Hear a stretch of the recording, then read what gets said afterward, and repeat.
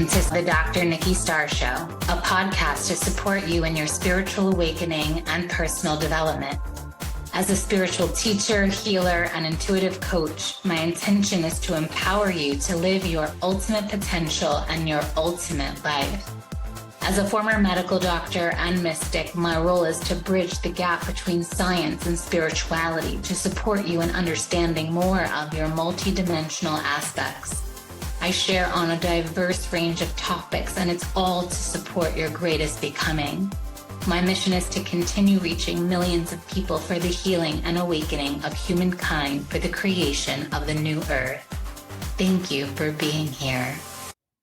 Hello, everyone, and welcome to another episode of the Dr. Nikki Starr Show. I am your host, Dr. Nikki Starr, and we are still in the season of love and relationships. And today we are going to be talking about spiritual partnerships or spiritual relationships and how they differ from just regular relationships. So, as you know, I am a spiritual teacher, a spiritual guide, and really the foundation of all of my work, even my business coaching work, is seated in our spirituality, on the premise that we are spiritual beings that come to earth to evolve our soul. And in doing that, we are here to live our ultimate potential. We are here to create an incredible life, what I call our ultimate life, which means literally everything that you can think of that is amazing on all levels, from love to life, to business, to leisure, to family, to where you live, how you live, what you do, how you share your gifts with the world. Everything is meant to be epic. And we come into form as if we are a piece of the Creator, and we come into form into this physical body, and then we're given a blank canvas on what to create. And we can create any way we desire. And it's such a beautiful process. Now, when you awaken to the fact that you're a spiritual being, and you awaken to the fact that you have a unique blueprint that you are here to share with the world, and it's like you took the pill. Now you're out of the matrix, right? And when that happens, life is never the same again. That means everything is sent to you because it serves your spiritual path. That means your relationship can no longer be normal and simple. Everything starts to have meaning. Nothing is by chance. And because of that, it can make things a little bit more complex. Now, be mindful, I didn't say complicated, I said complex. And complex means that it affects the multidimensional aspects of our being. And it is through relationships that we really grow, because we are social mammals. We affect each other. We have lived other lives with people in our lives, generally, especially with our family. We oftentimes incarnate multiple lives with our family. We have the most karma with our family members. And then oftentimes with our beloved as well, we have incarnated in other lives, and we come back to continue the journey together in this life. And even friends or colleagues and clients, I know with a lot of my clients, we have done this work in other lives before, whether it was in Mayan times or Egyptian times or Atlantis or Lemuria. And so we lived in other civilizations, even as natives or monks. And we really did this spiritual work. And now we come back in these modern times, which, you know, I've also feel like I've lived in the future, so this doesn't feel so modern. Sometimes this time frame really feels quite archaic, with just the way things are happening and how the earth is being treated. But we are here to co-create the new paradigm. And so I wanted to share this specific podcast about spiritual partnership, because it is meant to support you in feeling better about your relationships if you have found they can sometimes be challenging, especially even at the beginning. So first, let's define spiritual partnership. Spiritual partnership is essentially where you and the other person, whether it's a romantic relationship or a friendship or a work partnership, where you both commit to supporting each other's greatest evolution and becoming. So what that means is you don't let each other slide in any way. You are there to hold each other to your highest integrity in every way. And so when that happens in spiritual partnership, you may find that you are processing a lot and you are working through challenges and triggers, and you don't just let things slide because it doesn't serve the relationship, nor does it serve either one of you as individuals. And when it comes to your work life, for example, having a spiritual partnership in work allows you both to share your mission with the world in a greater way that honors boundaries, that also allows you to step into the greatest integrity, because that's how everyone, including those who receive your work, can have the best and greatest experience. Same thing with friendships or spiritual friends, or you could even say there are our spiritual brothers and sisters. We have those relationships where we hold each other to the highest standards. If anything happens in the relationship that doesn't feel quite right, you step up and you share and you say what may be heavy on your heart, because you want the relationship to be the best it can be, because you're committed to you and your friend to be your highest self. And anywhere that feels out of alignment or misaligned in any way, that can come from a moment of lack of consciousness, a moment of lack of self-awareness, a moment of forgetfulness, and being each other's sounding boards and each other's guides on your journey to your greatest becoming is what spiritual partnership is all about. Now, these are not our easiest relationships, but these are the relationships that are the most worth it. These relationships aren't always the most fun, but they are the deepest and the most rewarding. And so when you enter into spiritual partnership, when it comes to your relationship dynamics, for example, you may at first, when you meet, have that experience of like that honeymoon phase where everything seems so perfect and the love is there. And that's the thing that kind of like hooks you in, because you feel the sweetness and the yumminess of the connection, of that karmic connection. Because relationships that are karmic will have that instant attraction, and that attraction that keeps you going back for more and more and more. And then at some point, when the connection is established, the karma burning begins. So all the things that you both ignite, activate, trigger in each other to support both of your greatest evolution and becoming comes to the surface. And so where you might think, well, I don't get it. Relationships are supposed to have this honeymoon phase for the first few years. Yes, maybe in a normal, quote unquote, normal kind of relationship. But in a spiritual partner relationship, the karmas will come up to be burnt first. And right in the beginning, like there's no time to be wasted.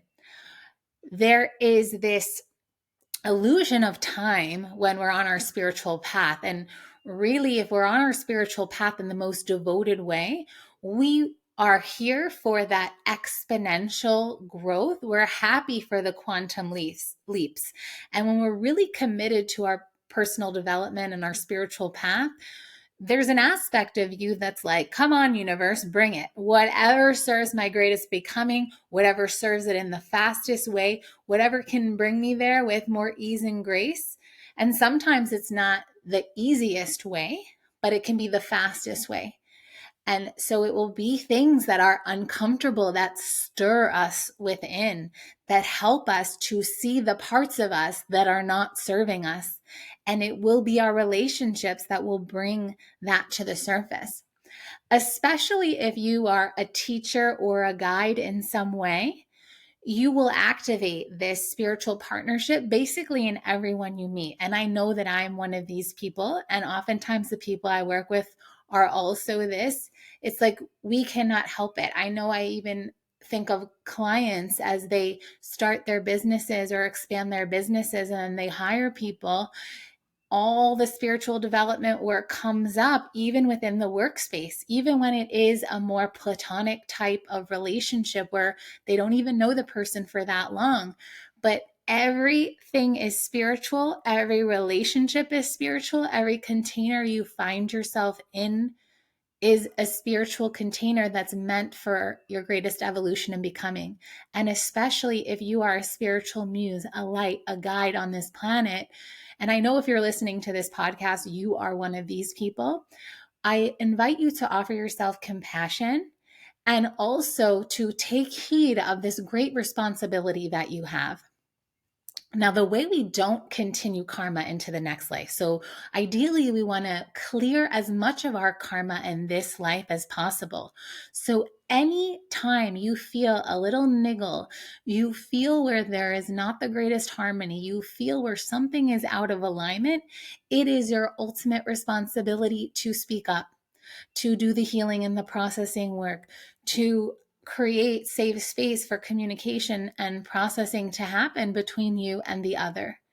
And this isn't like, okay, let's just like brush that under the rug. Let's not look at it. We just want to have a love and light over here.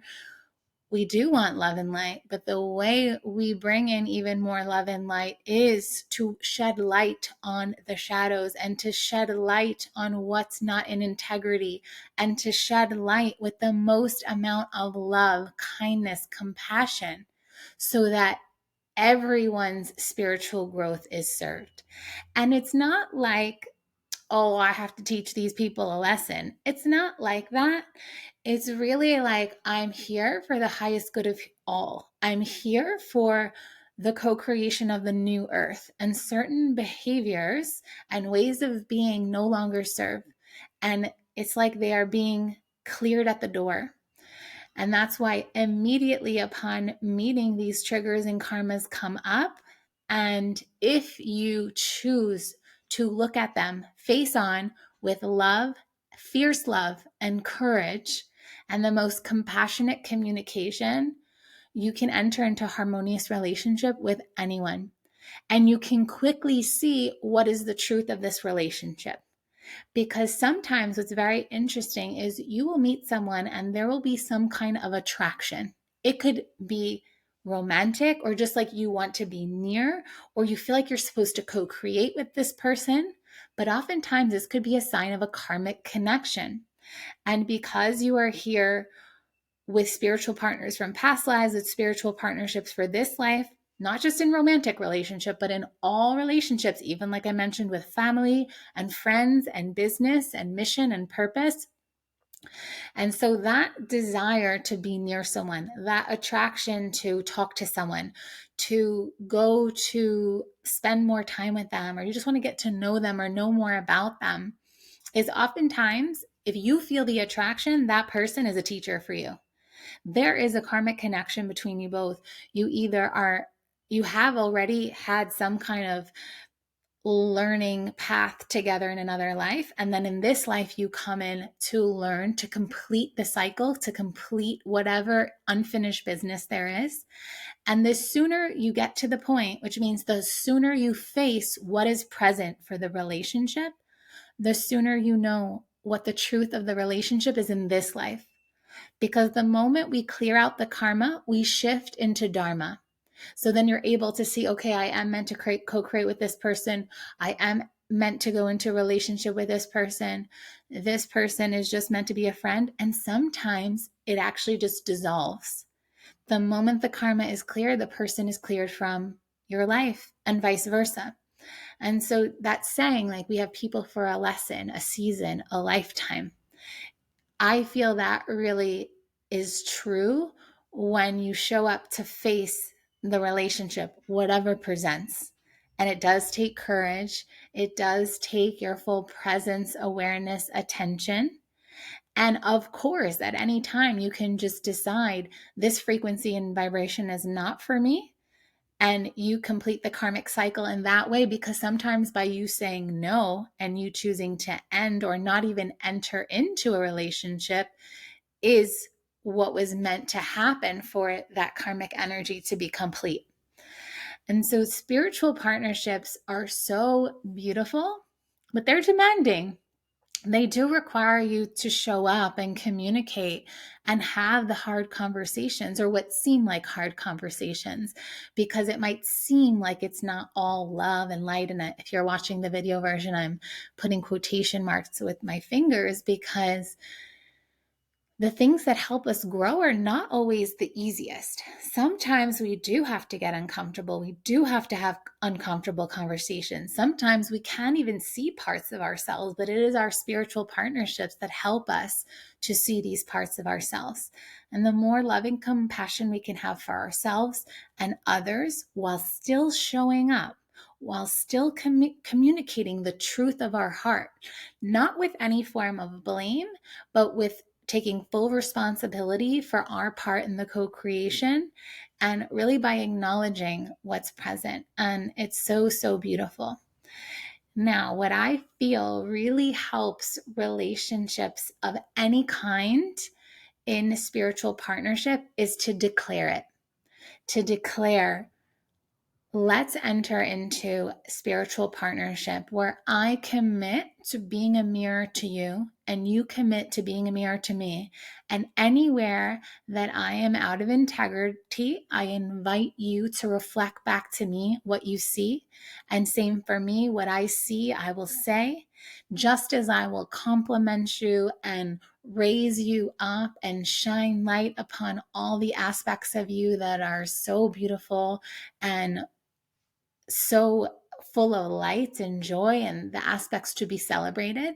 But just like if there is anything out of integrity or out of harmony, I commit to speaking to that and processing that, where I contribute, where you contribute. And so what happens is, in the moments where a processing may be needed, it's less triggering because you know that you're both committed to the relationship being the best it can be. Like I said, regardless if it's romantic or work or family or friend. And it allows for those times where it's like, hey, do you have time to talk? There's something that's on my heart. And you go about it with the intention, my desires for what's for the highest and best good of all, for our greatest becoming as individuals, for us to reach our highest potential as individuals and also as a relationship. And when that's the commitment, it's so much more beautiful and everyone is so much more receptive. Now, there's certain environments where this is a given. If you enter into a work relationship, right? So when I work with my clients, we are absolutely in spiritual partnership. And even that payment shows like, I'm literally paying you to see, to be the eyes, to see my blind spots, to help me in my greatest becoming. Right. And if there's anything that wants to be shared on the client side, and there have been times where certain situations presented that we had to shift agreements, etc. And it was such a beautiful opportunity for leadership on both sides. And same thing, if I enter into a relationship with a mentor, it's the same thing. I am expecting that wisdom, that divine guidance, that other perspective, so that I can see aspects of myself that maybe I am not awakened to. And sometimes that can be beautiful aspects, expanded aspects. And same thing in romantic relationship, like in my romantic partnership, we're absolutely in spiritual relationship. We do spiritual practice every single day. We are a spiritual partnership. We acknowledge where we're both triggered. We acknowledge how we can show up better. It is now a given of how we communicate with each other, how we go about every day. And it makes the relationship better and better and better. And so even though in the beginning we had that time of a lot of processing and a lot of working through the karma and burning the karma, and moments where we didn't think we would come back together, but we did. And all of it was serving, moments of break, moments of coming back. It was like the karmic fires were burning away aspects of ourself, egoic aspects of ourself that weren't serving. So then we could come into greater divine union to see what is most serving the relationship. How can I see myself through this relationship to show up even better, as an even better person, as an even better partner? And the same in all co-creations. That's how we enhance, even in community. Right? So I was a part of spiritual community, different ones for many years. And some of my greatest spiritual growth happened in community. And there was one such practice with my spiritual brothers and sisters that we did where we created like a personal development plan for ourselves. And every person within the community was expected to have that. When you're in spiritual community, you're there for your spiritual growth. And within that, we had to go to everyone and ask, is there anything that you want to reflect back to me about my character, about things that I can work on? And you were invited to go around to the community and ask people without trying to defend yourself, without trying to make things right, or it was just to listen, to receive the mirror of what people said. And if there was a common theme, then clearly you're the common denominator. And that was where you could have some kind of goal around your personal development. And it was so beautiful because we were all in spiritual partnership where it was like, I love you. I see you. I want you to evolve into your greatness. And this is what I reflect back to you. And you can take what resonates and leave the rest. And there's no hard feelings and there's no residue or judgments. It really is coming from this place of like, we're all committed to our spiritual ascension and our growth. And you'll find that in your family, you might have certain people where there's more of a spiritual resonance, where you can have this kind of dialogue and talk and exchange about what's happening for both of you and offer kind reflection. And what I recommend is create sacred space to do that. You can say and ask permission, like, hey, I've noticed some things. Would you like me to share them with you? Or if you are going through a hard time, you can invite the reflection of others of, I'm really committed to my spiritual growth. I notice I'm stuck in this area of my life. You know a lot about my life. Is there any kind of advice or any reflections that you offer me in this time? Because maybe there's some blind spots I can't see. So it really requires a receptivity, an openness to what else is present in the field that maybe you can't see. What else is present in the field that maybe you might have some resistance around, and vice versa for the other person as well. But in spiritual partnership, we're equals. It's never about like, I'm here to teach you something. It's not that. It's literally like seeing that every person is a teacher and a student, and you're both so committed to your path. And whatever it takes for us to live our ultimate potential in relationship with each other, whatever that relationship is. And like I said, I find the most effective way is to really consciously state it. So right now, if you're in a relationship of any kind, even if it's your best friend, you may want to have a conversation, like a conscious conversation of like, I would really love it if we could really make a pact to be in spiritual partnership, which means that we're really committed to each other's greatest becoming and our own individual greatest becoming. And that I will absolutely show up to the challenging conversations and do so with the most loving, compassionate way, free of judgment. And you can even commit to like meetings. Maybe it's once a month, once a week, once a quarter, once a year. With every person, you'll have a different level of spiritual partnership. And it's so beautiful because you'll also see how every spiritual relationship is so different. And if you're in romantic relationship, I absolutely recommend that in your romantic relationship, you commit to spiritual partnership. Because when you do cross into the realms of a spiritual practice within your relationship, it goes even deeper.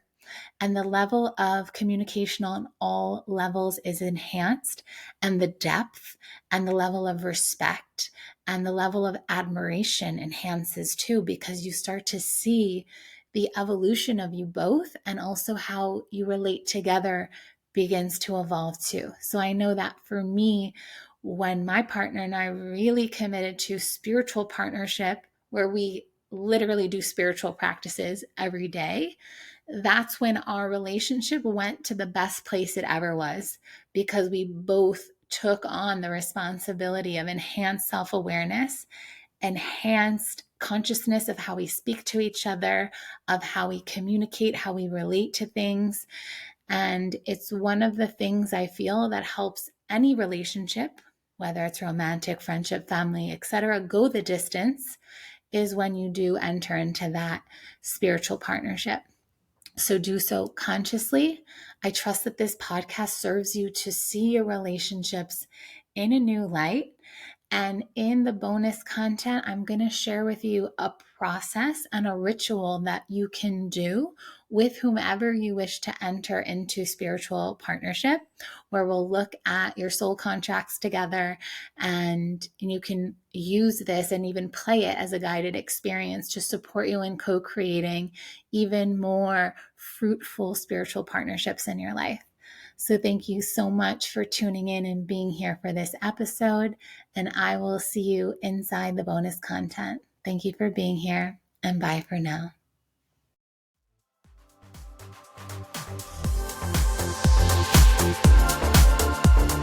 Thank you for tuning in to another episode of the Dr. Nikki Starr Show. Please like this podcast and share it with anyone you feel would benefit.